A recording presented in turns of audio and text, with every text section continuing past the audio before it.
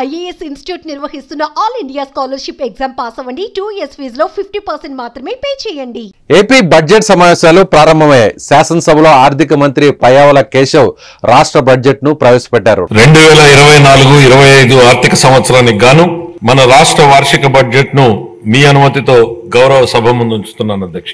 ఈ రోజు నేను ప్రవేశపెడుతున్న బడ్జెట్ ప్రతిపాదనల ప్రాముఖ్యత అంకెలకు మించినది. మన రాష్ట్రాన్ని కాపాడాలని అపూర్వమైన తీర్పునిచ్చిన ప్రజల సంకల్పానికి ఇది ప్రతిబింబం. 2024-25 ఆర్థిక సంవత్సరానికి 2,90,000 కోట్లతో వార్షిక బడ్జెట్ ను సభ ముందుకు తీసుకొచ్చారు.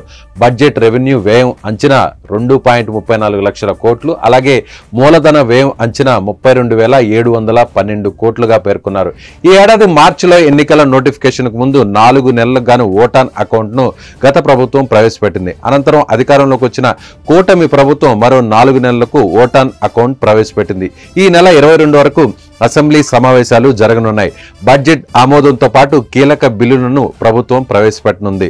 ముఖ్యమంత్రి చంద్రబాబు నేతృత్వంలో ఉదయం జరిగిన మంత్రివర్గ సమావేశంలో వార్షిక బడ్జెట్ కు ఆమోదం తెలిపారు. అంతకుముందు వెంకటాయపాలెంలో ఎన్టీఆర్ విగ్రహానికి సీఎం చంద్రబాబు నివాళులు అర్పించారు. సీఎం చంద్రబాబు వెంట మంత్రులు నారా లోకేష్, నారాయణ, పార్థసారథి, కొండపల్లి శ్రీనివాస్, సవిత, తెదేపా ఎమ్మెల్యేలు, ఎమ్మెల్సీలు నివాళులు అర్పించారు. రాజధాని అమరావతి రైతులను నారా లోకేష్ ఆప్యాయంగా పలకరించారు. అమరావతి ఉద్యమంలో కీలక పాత్ర పోషించారంటూ రైతులను అభినందించారు.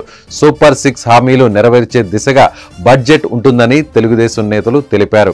ప్రభుత్వంపై చేస్తున్న విమర్శలపై చర్చించేందుకు దమ్ముంటే ఎమ్మెల్యే జగన్ అసెంబ్లీకి రావాలంటూ ఆ పార్టీ నేతలు సవాల్ చేశారు.